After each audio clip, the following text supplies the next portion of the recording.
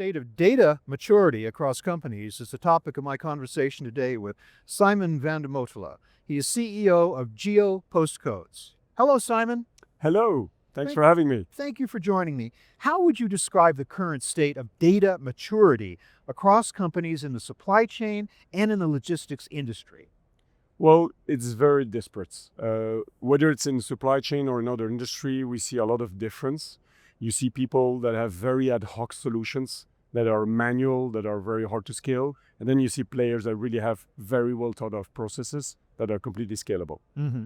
It does seem, though, that data is everything today, though. If you don't have the data, you don't have any ability to do anything in supply chain logistics. Exactly. So it's an important question. Tied into data, of course, is the topic of AI, artificial intelligence. What are your thoughts on the current state of AI as it relates to this topic? Yeah, this is a very interesting question that a lot of my customers are struggling with. What we see is a bit of a disconnect between the way CXO level thinks about this and I would say the N-2. Mm-hmm. CXO typically has a mandate to push AI, and that's good.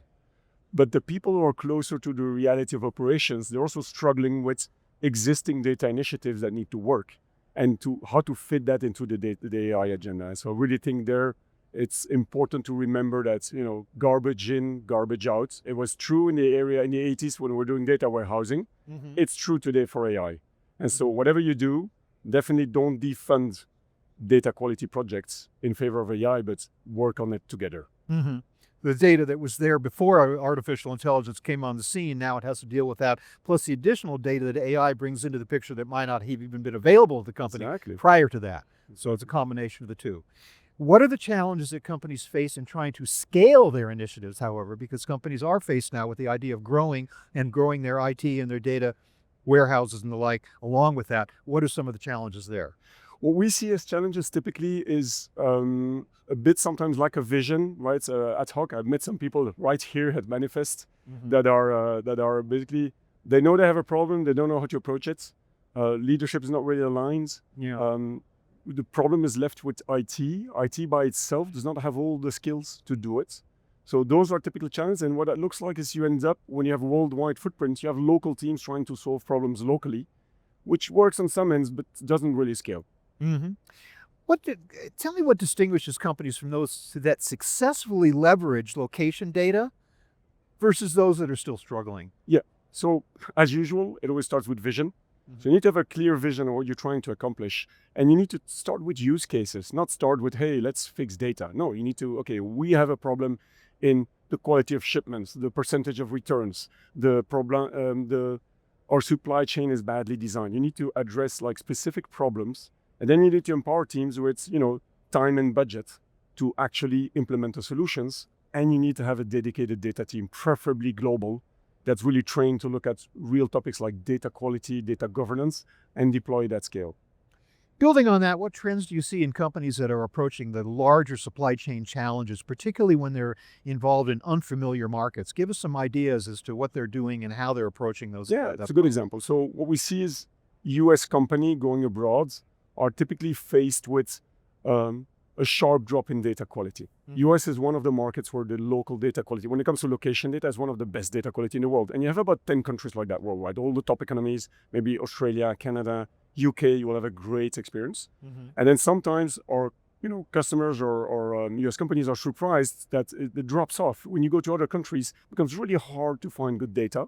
And it becomes the amount of work in cleaning the data, normalizing, making it ready for implementation really increases exponentially. So that's one of the topics we see, and our customers are really struggling to do this at scale. Going forward, I would guess that you're positive about it being an easier job of it, that as AI develops and as analytics develops, that companies will be able to do a better job of this in the near future. Are you optimistic that? Yeah, I'm very optimistic. So, I've been in data industry for 10 years. So yeah. I've seen everything. I've seen all the hype. So I'm both optimistic and cautious. I think as always, technology is extremely important. It's very important to have a clear vision and not to get, drawn into hypes and to do essential work, one step at a time. However, yes, we're all going in that direction. We see our customers going to more deliberate projects. We see them really investing in visibility. We see them investing in the digital twins. Those are all massive steps to maturity. And AI is going to be really the next step. it's important to take them in order, right? Don't jump on AI projects if you don't have your, just your data quality in order. Right. Well, Simon, thank you very much for your insights into the state of data maturity and what companies are doing to approach that challenge. I really appreciate that. May I take a moment, though, to ask you about GeoPostcodes specifically? Who are you and how do you fit into this whole picture? Sure, thank you. So GeoPostcodes is really a specialist in location master data worldwide. And we've been taking US companies to the rest of the world for the last 15 years. We work with a lot of large accounts like Amazon or DB Schenker, who's a sponsor here, and help them do that. And the reason we do that with them is it is such a niche problem. It is so complicated. It's so much blood, sweat, and tears that actually it's not something you want to be doing in-house. Our customers don't want to be dealing themselves with, Egypt's introduced a completely new postal code system, or Australia just merged 10 administrative divisions into one. We have people looking into that every day for our customers, keep them appraised, and keep all their data up to date so they can focus on their use case. Again, Simon, thank you very much for your insights as well as introducing us to GeoPostcodes. Really appreciate your time. It's my pleasure. Thank you very much. I've been speaking with Simon Vandemoortele of GeoPostcodes. Thank you very much for watching.